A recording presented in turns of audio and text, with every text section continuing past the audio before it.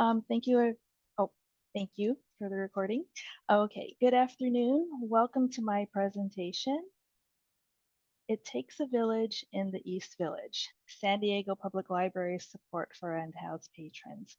My name is Michelle Ruiz. I am a librarian at San Diego Public Library's Central Branch, located in downtown San Diego, which is just a short walk from the convention center where ALA Annual will be taking place next week.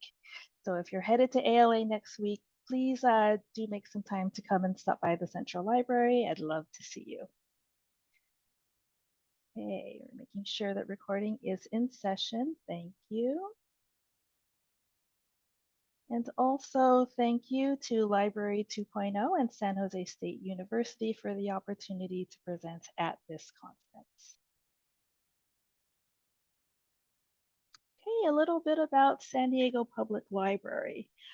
San Diego is the second largest city by population in California with approximately 1.4 million people. Our library system, San Diego Public Library, has 36 locations, our central library plus 35 locations with one more opening, hopefully by the end of the year or next year. And the central library is our largest, occupying 7 floors out of a 9-floor building. A charter high school occupies our 6th and 7th floors. It opened in September 2023, so we're just going on, we celebrated 10 years last year.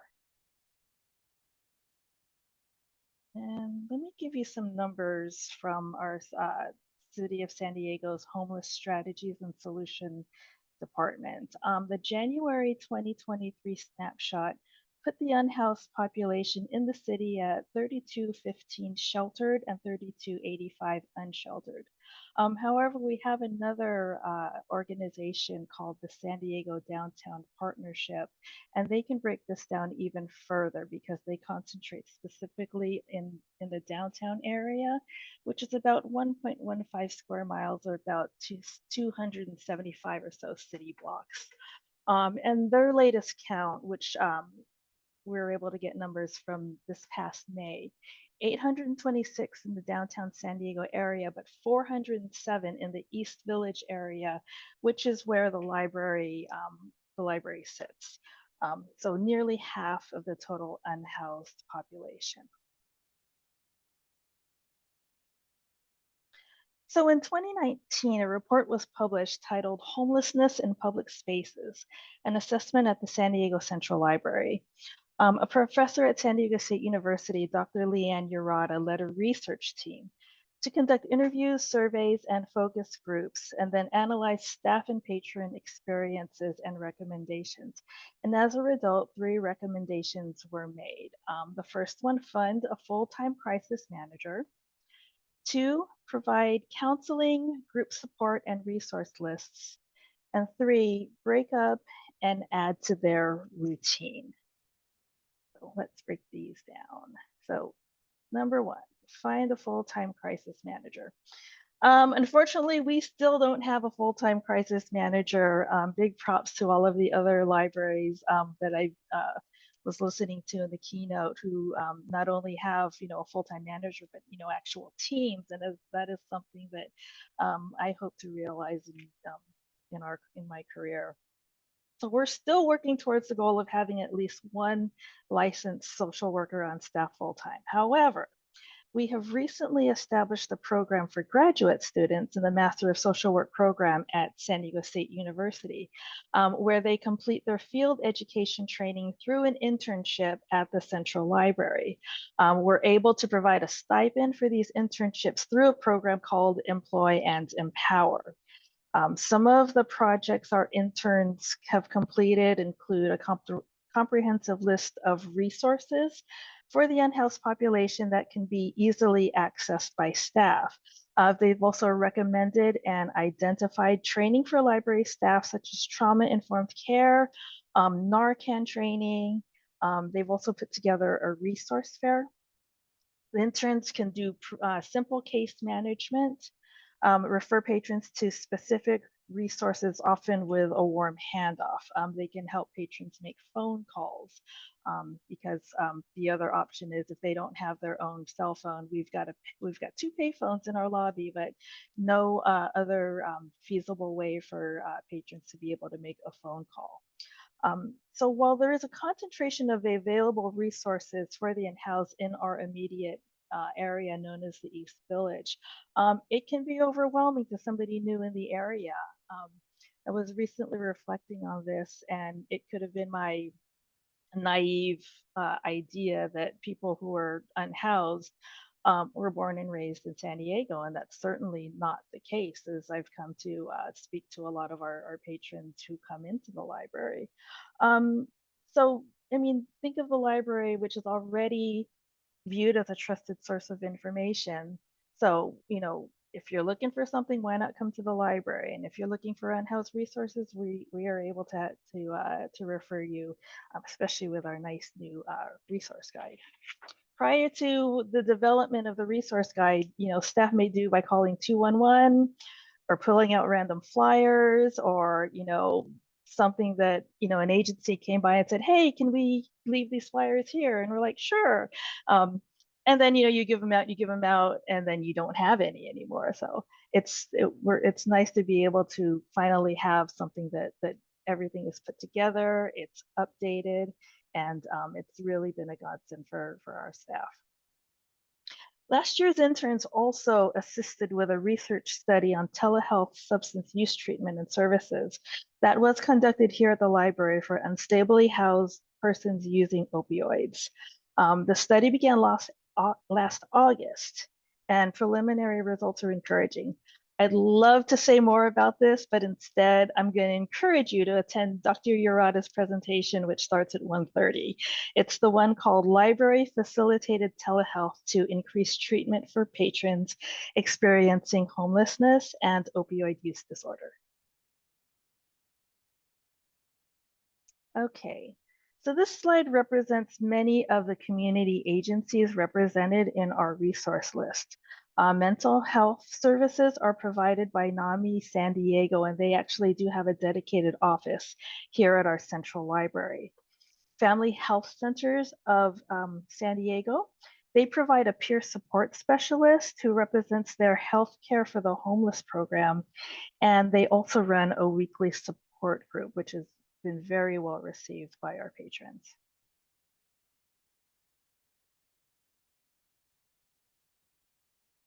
Okay, so we're often asked, what resources do you have for the homeless?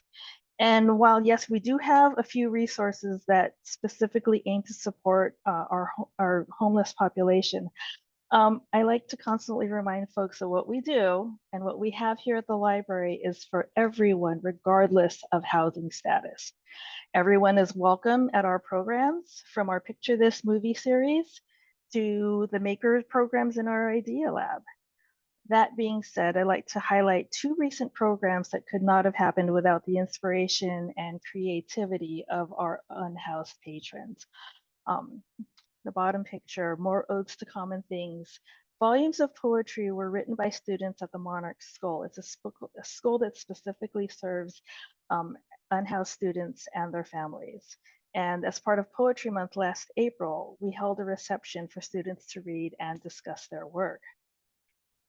The top two pictures, Stories of Creed and Action, consist of several short plays created by residents of Father Joe's Villages, which is an organization that has long been at the forefront of combating homelessness in San Diego. This project, funded by a California Humanities grant, recruited neighbors, as the residents are called, to share their stories and work with a playwright to offer a dramatic presentation of their experiences. Two of these pieces were inspired by the Central Library, patron experiences and also staff experiences as well. And if you're headed to ALA next week, we will be having one more performance of Stories in Creed. It will take place Friday, June 28th at 2 p.m. In our auditorium. After the performance, there will be a short panel discussion on how this program can be replicated at other libraries. We will have refreshments courtesy of a local Filipino bakery. I don't know if you're able to scan that QR code, but you can get more information there. Um, it's a short walk from the convention center, about 10 minutes or so. All right, that is all I have. Thank you. Does anybody have any questions or comments?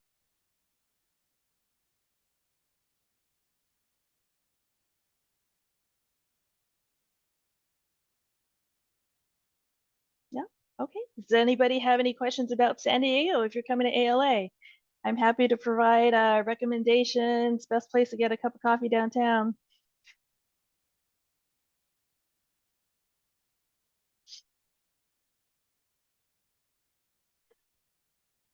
Josh, I will try. So we don't have a crisis manager here at San Diego Public Library. It sort of sounds like more of what a social worker might might be able to handle, sort of crisis intervention, that those types of things. I think there is specific training. Um, Certainly some de-escalation techniques would be involved. Um, but that's probably all I can answer. Take a stab at that one. Best comic shop closest to convention center. Ooh, that's a good one. I can't think of anything off the top of my head that's close to the downtown area. I would recommend a place in Claremont. I can't think of the name of it as either. Let me look that up real quick. Jameson Rohrer, your name sounds very familiar to me. I may have followed you on social media sometime in the past. Let's see.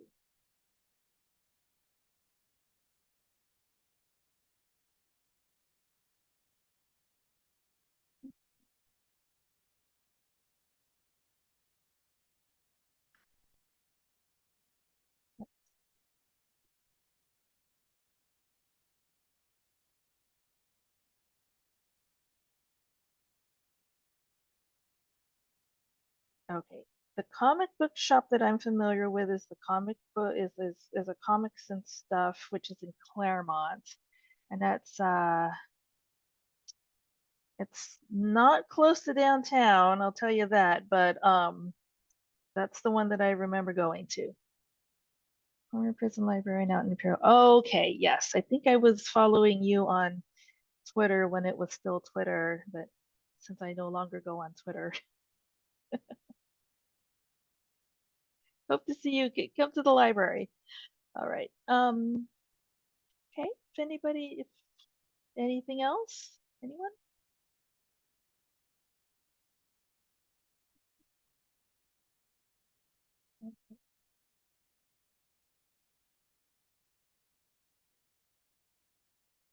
Oh, one more thing, James and Roar, since I see GovDocs and more in your title.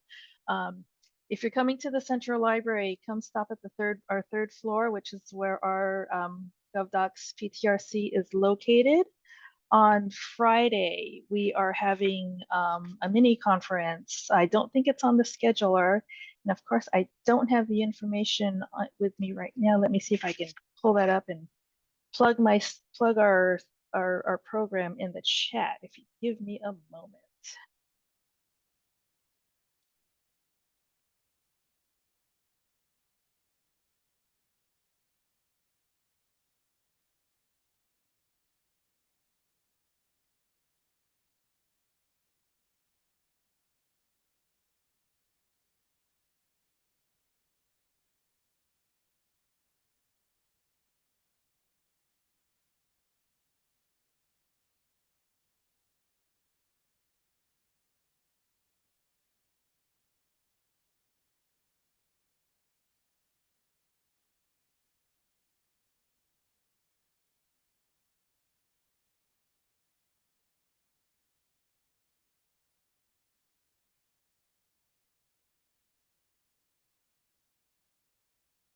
Creed performances were promoted by Father Joe's Villages, which is again a long-standing organization helping the homeless population in San Diego. We had a number of residents, library patrons, social workers who came to the performances. We had 3 performances over the past weekend, last Friday, Saturday, and Sunday.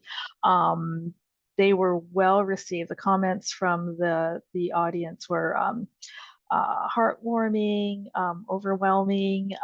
It was a local news station came and spoke to the writers on Sunday.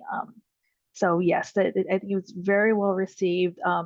Just being able to share their stories was one of the biggest takeaways from the performances.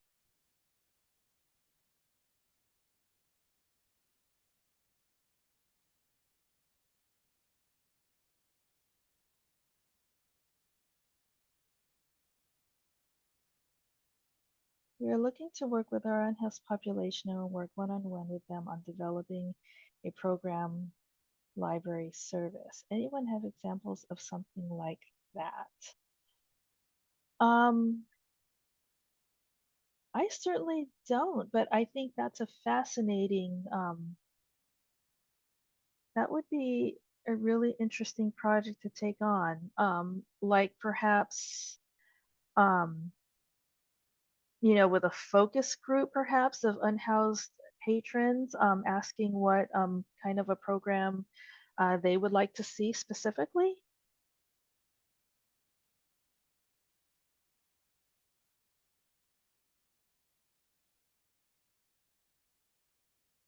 I think they'll do it another time. So Katie, this was the Creed performances were funded by a California Humanities grant, which I think paid for a lot of the the the, the workshopping of it. They worked with the Playwrights Project, and they hired a set designer, that sort of thing. So certainly the bones of working with of finding people to share their experiences and and their share their experiences and working with a playwright to dramatize that. I certainly think that that could be replicated. I'd love to see them do it, in a few years' time when there are additional residents who would like to share their stories. I could see it being an ongoing thing.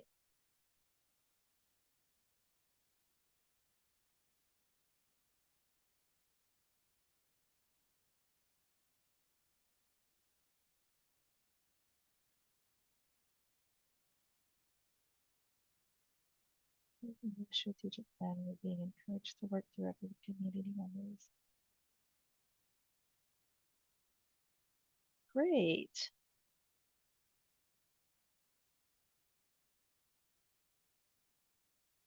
Oh, that's fascinating, Jameson.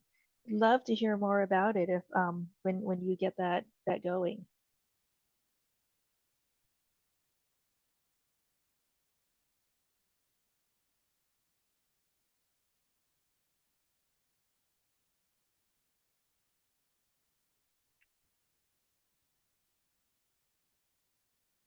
All right, folks. There are no other questions or comments. Again, I thank you for coming into my little Zoom room to view my presentation. If you are coming to ALA, I hope to see you. I'll be here at the Central Library or somewhere in the exhibit hall. And again, we'd love to see you on Friday afternoon at Stories of Creed. We will have refreshments. And you'll be finished in time to go over and see Trevor Noah for the keynote. And here's my last plug. 1:30, Dr. Urada's presentation, Library Facilitated Telehealth to Increase Treatment for Patrons Experiencing Homelessness and Opioid Use Disorder.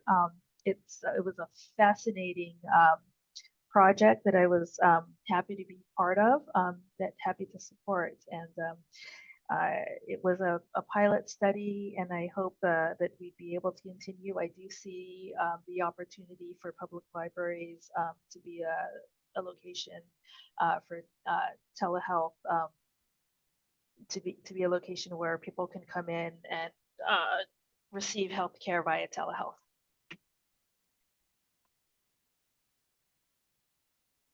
And Michelle, Samantha had a comment in chat Oh, that I don't know if you saw. oh, sure. Grabbing it. Grab a screenshot. Oh, absolutely. Let me get back to sharing. I'm going to go ahead and stop the recording too. Okay.